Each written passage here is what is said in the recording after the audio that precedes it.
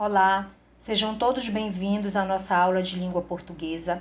Hoje vamos falar de leis e estatutos, um assunto introduzido no conteúdo do ensino fundamental pela BNCC, que é a Base Nacional Comum Curricular, com o intuito, com o objetivo de fazer com que todos os cidadãos, desde cedo, aprendessem a conhecer as leis que regem os seus direitos e deveres. Afinal de contas, essas leis elas são aplicadas a todos.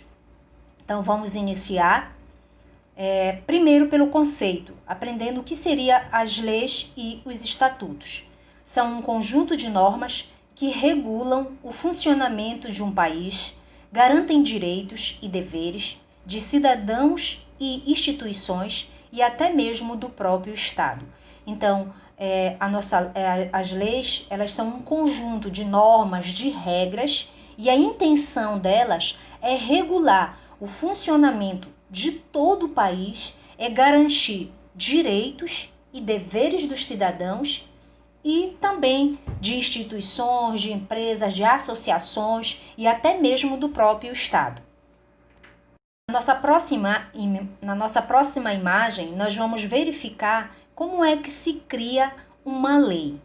Uma lei, ela surge como um projeto de lei, que é apresentado aos membros da Casa Legislativa, como nós estamos acompanhando no nosso esquema. Tá? Essa Casa Legislativa ela pode ser a Câmara de Vereadores, de Deputados ou o Senado. Lá nessa casa, esse projeto de lei, ele vai ser analisado, estudado e votado.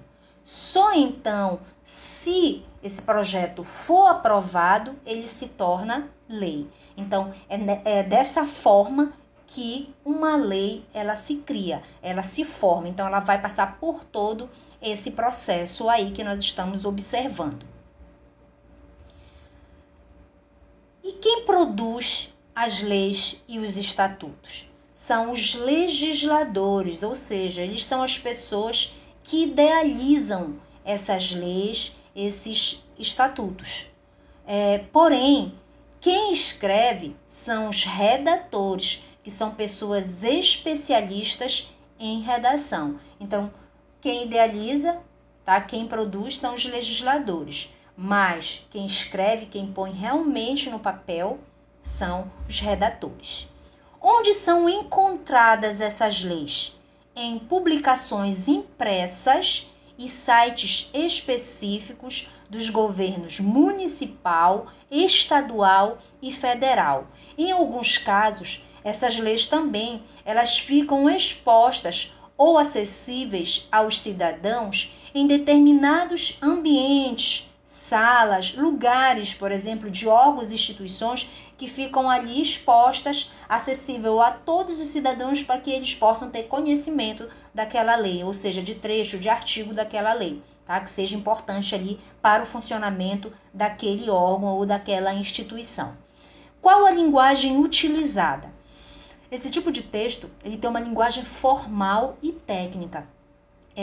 Chega em algumas situações, a gente precisa até de um dicionário ou de uma pessoa que faça parte, por exemplo, um advogado, uma pessoa que tem contato e que estuda esse tipo de texto, para tentar entender, né, realmente o que aquele artigo, aquele parágrafo quer nos falar a respeito daquela lei. Porque é muito técnica, é muito formal a linguagem, tá certo? Porque é um texto de extrema importância. E como o texto ele é organizado? Então agora nós vamos falar um pouquinho sobre a estrutura desse tipo de texto, que é diferente dos textos que geralmente nós costumamos a estudar.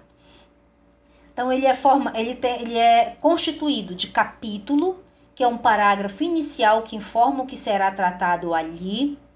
Dentro dos nossos capítulos, nós temos o artigo, que é o dispositivo mais básico por meio do qual é introduzida uma nova ideia. Os artigos eles são numerados utilizando-se os ordinais até o nono. Então, do primeiro ao nono artigo, eu vou dizer primeiro, segundo, terceiro e assim por diante.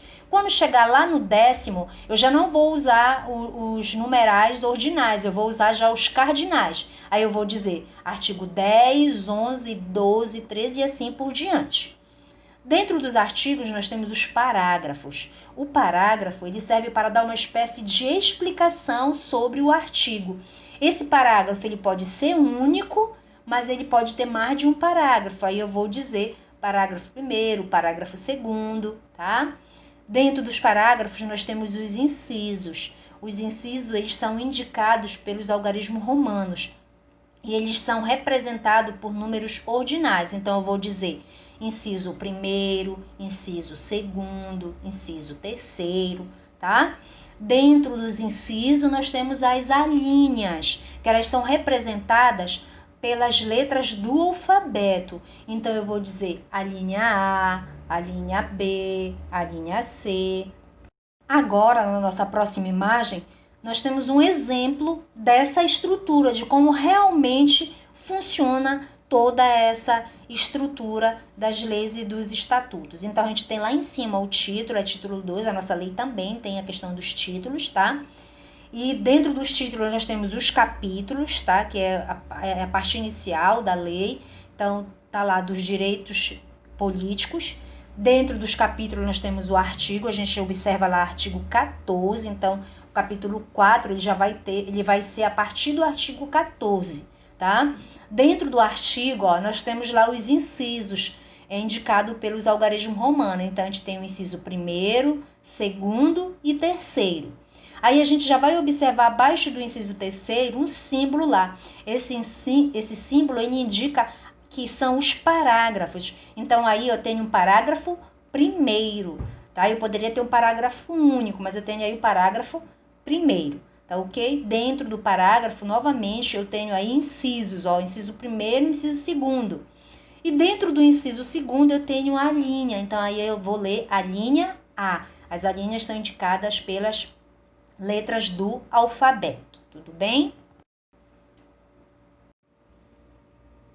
Agora nós vamos falar sobre a organização hierárquica das leis. Então nós temos aí na nossa próxima imagem uma pirâmide e a nossa lei ela é organizada dessa forma, tá? Ou seja, de uma lei maior e que vai servir de base para todas as outras leis e estatutos criados.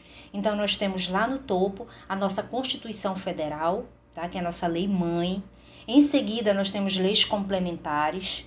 Depois, as leis ordinárias e medidas provisórias. Nós temos, posteriormente, as portarias e decretos e normas regulamentadoras. E, por fim, nós temos os contratos e estatutos. Então, hierarquicamente, as nossas leis elas se organizam assim, ou seja, da maior para a menor. E nós vamos verificar agora alguns exemplos de leis e estatutos que nós temos dentro de nosso país e que serve para defender os nossos direitos, deveres, tanto dos cidadãos quanto de empresas, de associações, de entidades e do próprio Estado. Então, nós temos a nossa lei-mãe, nessa imagem nós temos a nossa lei-mãe, que é a Constituição Federal. Em seguida, nós temos uma lei que vai reger sobre o direito dos idosos, que é chamado de Estatuto do Idoso. Posteriormente, nós temos uma outra lei que é referente à questão da pessoa com deficiência, então é o Estatuto da Pessoa com Deficiência. Nós temos uma que é muito importante, que a gente precisa conhecer, que a gente vai trabalhar no nosso livro aí como uma forma de interpretação textual para a gente poder conhecer um pouquinho a respeito dessa lei. É o ECA, tá? Que é o Estatuto da Criança e do Adolescente. Então, vocês vão ouvir muito falar sobre esse estatuto, é importante que vocês leiam e tomem conhecimento sobre ele. Nós também temos o Estatuto do Torcedor, ou seja, nós temos uma infinidade de estatutos e leis dentro do nosso país que serve para assegurar os nossos direitos e também para nos instruir quanto aos nossos deveres. Eu espero que vocês tenham compreendido um pouco sobre esse tipo de texto, tá? E que é importante que nós o conheçamos e a gente se fala na próxima. Um beijo a todos.